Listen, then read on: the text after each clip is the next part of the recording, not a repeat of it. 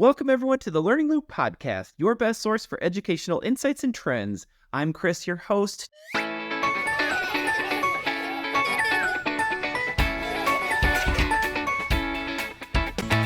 Today's special guest is Tonya. She is a longtime Seesaw user and a true proponent of educational equity. Tonya taught fourth grade and is now a principal who still uses Seesaw to this day to tutor students. Tonya, welcome to the show. Thank you, Chris, and happy Thursday. And yes, I call Seesaw is like the life. It is the life. So I'm looking forward to sharing my best practices and how I use Seesaw with my students. Absolutely, and we're looking forward to hearing all your answers. I'm going to start by just kind of hearing when you first heard about Seesaw. When did you discover Seesaw and find it as an instructional tool? For me, I heard about it maybe 2-3 years before COVID. And when I was teaching third grade, when COVID, I guess took over globally, it was the first for me to actually use. It was the most engaging platform that I had ever utilized.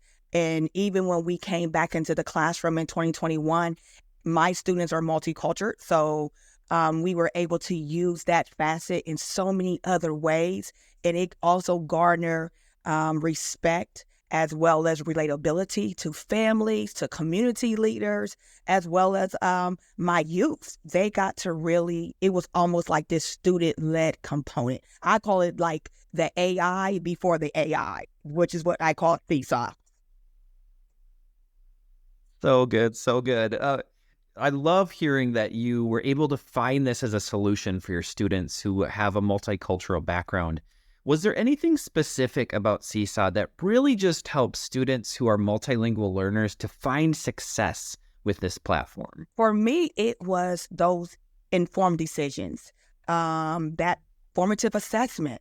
They were quick, low-stake assessments that garner build-up. It was how to gauge student understanding, especially for my students who were ESL students. I was able to identify misconceptions, struggles, and learning gaps literally from day one. So we started Seesaw at the beginning of the year. And as I got to the end of the year, you got to see this journal of their work. And, I call it their portfolio, like the first time they ever had a portfolio of their own work. And they were to take ownership. By second grading period, because I broke it up in quarters, it was like this variety of tools that allow students to become who they wanted to be in their own way. So you had like 30 kids to the classroom, and everyone had their own portfolio that you were able to see where they started at and where they ended at. And that's, for me, was the engaging piece of the platform. Absolutely. And it provides you with more information that you ever could have asked for, because it helps you to know exactly where they are and how to move them forward, really being able to address those learning needs as it goes. I'm going to ask a further question on what you just shared and what I actually just shared too. How has Seesaw really given and how did it give you more information than you might have got with paper pencil methods as far as assessment and growth comes? For me, it was just understanding those different options. I was able to do not so much, even when you talk about the assessment piece, I was able to quickly gain insight by how the show, what they know, explaining their thinking process. A lot of students might not be able to read, but they actually could journal using the tools. They were able to reflect in their routines, their exit tickets, my choice boards. Those were things that I was able to monitor my student development against standards. But it also was including in that activity piece where you were able to see how the tools of Seesaw, it allowed us to make better decisions when we were creating those formative assessments. And so by the second grading period, everything I did, a formative assessment, was on Seesaw because I was able to reach that student from the lowest to the highest. So it was almost like I was able to pull that student up, but then my students who were high, I were able to challenge them because of that interactive learning experience that they were able to do. And they were able to show me back because they had that student opportunity that was led by them. Amazing. So amazing to hear that you're being able to address all ends of the spectrum, not just both, because there's also students who fall all the way in between those highs and those potential lows that are there too. So that's amazing to hear that you found that solution and that you were able to find power in using Seesaw to really address the needs of all those students. When it comes to the type of content that you loved to assign and you really want to put in front of students, what were some things that you either looked for or that you designed inside of Seesaw that really helped you to leverage that and to have that be an answer for you in your classroom? For me, it was the data. The data was a tool that it provided me analytics. Students were able to learn about their data. And, when they got a certain grade, what did they want to look for? Activity completion. So I could look just in the, on the first screen to see who completed the assignment, who didn't, where they were at, where they falling behind, if they needed help. Also, the assessment performance, it grew because I was able to identify those students and who were struggling and needed that additional support. And then I was able to go back into like their journal or even the communication tools. And I was able to communicate them by sending them an email. I could send them a text. I could actually use my voice. And so now you were able to have all these different learners in your classroom, and you were able to reach them in different collaborative learning styles. And it made them feel comfortable to be more vulnerable, to be open. But it also allowed me to then grow them as I looked at the data. Okay, if this assignment was done on this day, then I knew that, okay, they might need extra time. And then when I did my small groups, they were working back on those assignments. And then after a while, they started to have an understanding of the work. And so they were able to share through sending me a voice back, sending me a text, illustration. So it was just a way for me to really see all these different tools come together to promote collaborative and teamwork learning. Amazing. I love how you're going beyond the journal response and having messages come in and comments come in and really just using the most out of all of the Seesaw platform in that learning journal. You're squeezing the most out of it by having all these other tools come in that are surrounded and that are baked in that all support learning and move students forward. I want to ask one more question on student growth and activity design and also data specifically. You shared a little bit about some types of feedback that you like to give. What kinds of things did you really find the most power in? And can you share any insight into things that you learned as you started to give feedback in Seesaw so that if there is somebody here listening and they want to give better feedback, what might they be able to do to help improve their feedback cycle with students? For me, would be those communication tools, share folders, projects, working together in your groups, but also independent work. As a teacher who's taught kindergarten through the 5th grade, you're able to make those better decisions in your classroom because you're able to now provide data. So when you go to parent-teacher conferences, I had great data because it was their shared folder. So you can talk about where they started at and where they were starting to grow in those areas. You were able to communicate better with parents because a lot of times parents don't know what Seesaw is. So then you would be able to have even the student lead the conversation at parent-teacher conference, even at when you're having back to school night. You can have your computer set up on different, you can blur out their name, but you can have that work and you can show work from a low standpoint, but also to a high, and then someone that's in the middle. And then you can see how the work differentiates. I also love to have at the beginning of the year when we have, meet the teacher. I had students come in from that previous year and they would want to share assignments. It's informed instruction because you can walk step by step. I love using, it was at the top of it, it would be like almost like a teacher that was in the classroom, but you would be right in the classroom. And so I was always like, oh, look, this is Kelly. Or I would sometimes make it as a student, and then you would work on the work and they would see it step by step. So you're getting that instant feedback, that instant gratification. If a student didn't understand what was happening, you would know, because as you're watching them type, watching them script, that was a gratification for me, was that I was always able to see where the hang up was. Because I think sometimes as students, we don't want our friends to know where we fall short at in an assignment. And as a Seesaw, I could go right to them, but also I could send them a quick note, like, hey, like give them a little quick little tip, show them where to go, and without literally the whole class. So it brought acceptance. It brought relatability, but also an inclusive classroom, because Seesaw allowed you to almost be this spy. And the kids loved it also because they were more, again, I always say vulnerable. They would let me know where they had those hangups or where they were frustrated at, because I could talk to them in the screen and not come to them and speak out loud, especially for my kids who are quiet or ADHD or on the spectrum or IEPs. A lot of those students, they're afraid to not know or not even know how to read. And you give them that life because you're able to share where they're at and help them move on and stay afloat with their peers. And it just gives, and you see that positivity reign, and they want to get on Seesaw because they know that I can be just like my peers, even though I gotta tell them, your disability does not change who you are. It gives you possibilities. And that's what Seesaw does. It gives you possibilities.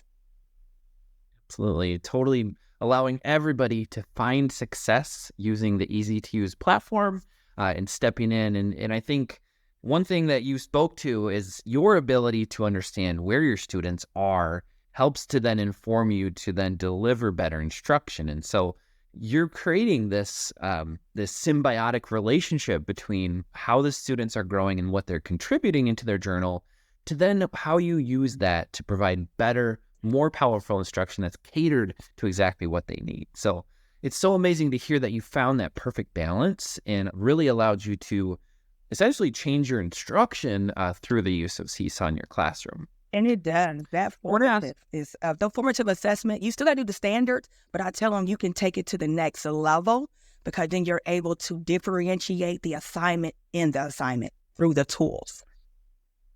For sure. All baked right inside of Seesaw. I want to ask one more question on family engagement, because I know you spoke about it a couple times, but I really want to hear if you have any stories specifically about families and what they've said to be involved in this learning to the level that they have. Do you have any testaments or any stories of family members just speaking out about how this connection has really helped them to be more informed and more supportive of what's happening in your classroom? I have two stories. Just the first one is, I am a parent and a grandparent, and my grandchildren, their teachers use Seesaw. And my youngest grandchild, he has some difficulties in school. And Seesaw has been such a relationship builder, because he was very quiet at the very beginning of the year. And so when he sees my Seesaw, he is able to have a conversation. So that's what Seesaw is. It is a conversation builder, because when you first get your students and your family members and guardians in your classroom, they really do not know a lot about Seesaw. So you're able to go through and you can create websites, you can create newsletters, all entwined into the work. I also did one better. I took the global piece, and we became pen pals with the UK families. And we were fourth graders from the UK. So when it was fall, it was summer, and we were able to relationship build, not just with the students, it was with the families, because we were able to see the responses. And there was one family from the UK. They said that it was so great to be able to hear and see English in the English setting, because everything they spoke was Australian. So, in the UK, because they had class, it was a online class. So they had children from all over the globe. And so even for my students, they were able to hear what we called Friday conversations. So on Fridays, everyone in the classroom globally and in my class got to speak their native language.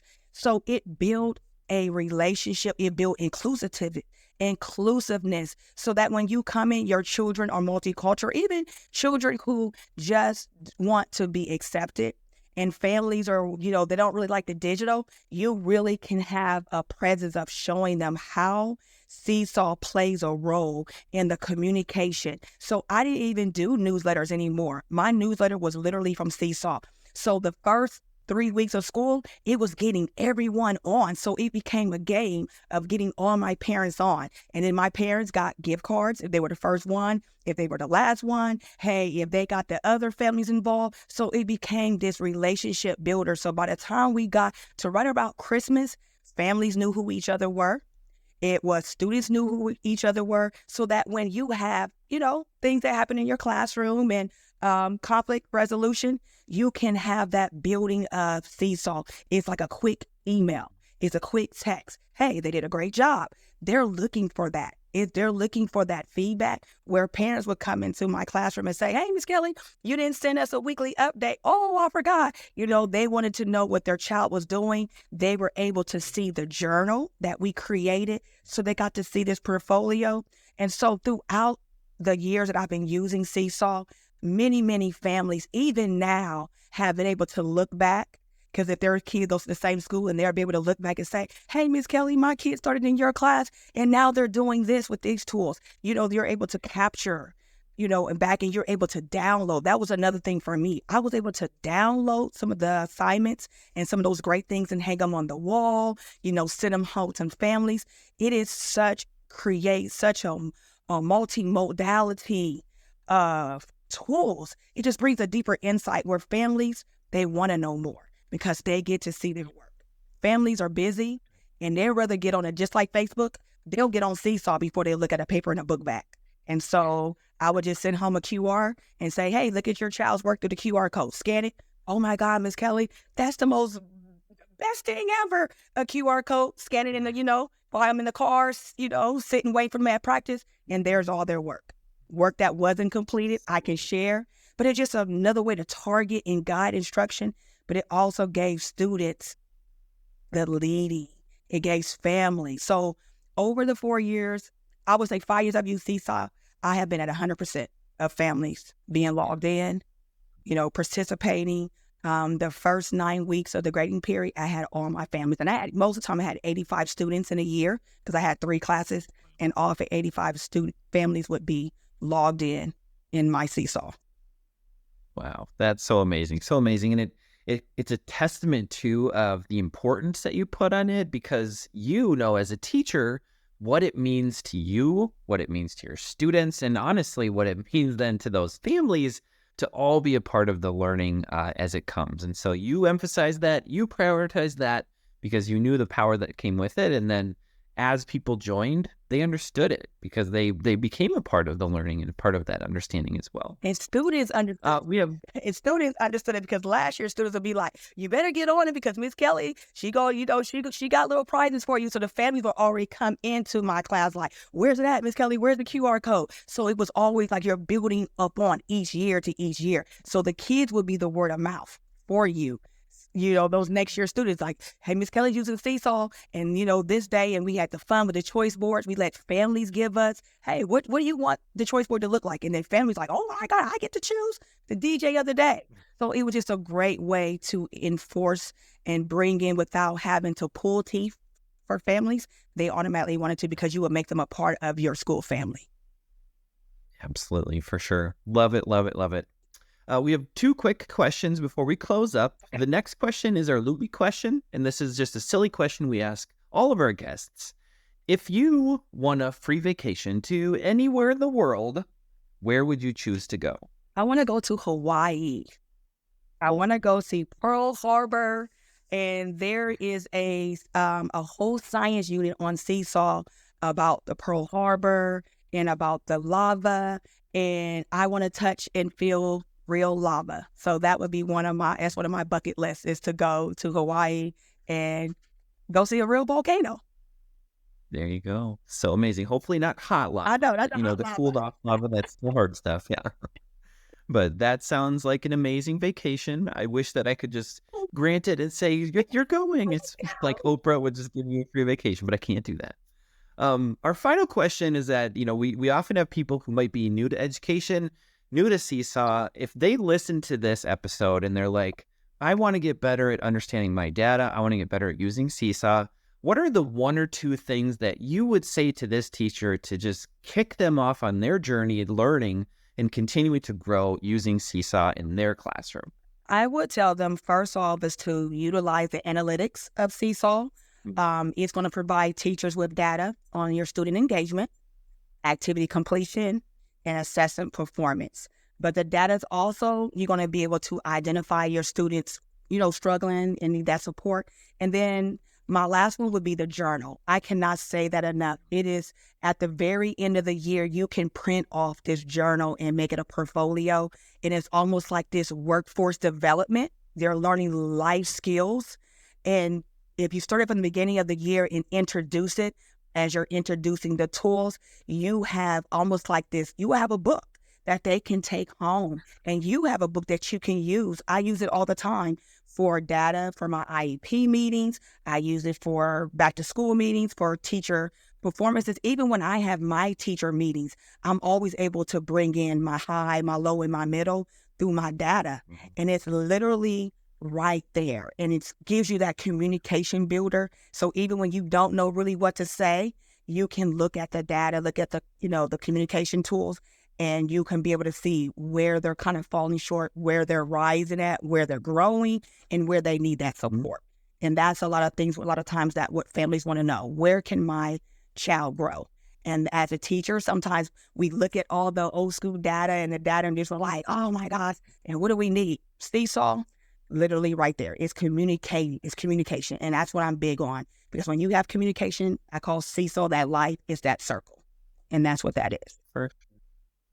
Love it. Such wise advice spoken from somebody who's really understood Seesaw and how to use it in the best possible way in your classroom to move learning forward. We're at time. I just want to say thank you so much for being here. Thank you for sharing your expertise. We are just so filled with all these ideas around how to use data, how to really understand Seesaw, how to engage your families, and really how to look at instruction in a new, different way. So I'm just so excited that everybody got a chance to listen to your expertise and that you took the time to be here and share that with everybody. So thank you so much for being here. And thank you so much, Chris. It has been an amazing journey. And I know it's almost the end of the year. So teachers, make sure if you have not started those journals, it's almost fourth grading period. Get those journals started and you will see such great work come at it at the end of the year. So amazing. Thank you so much.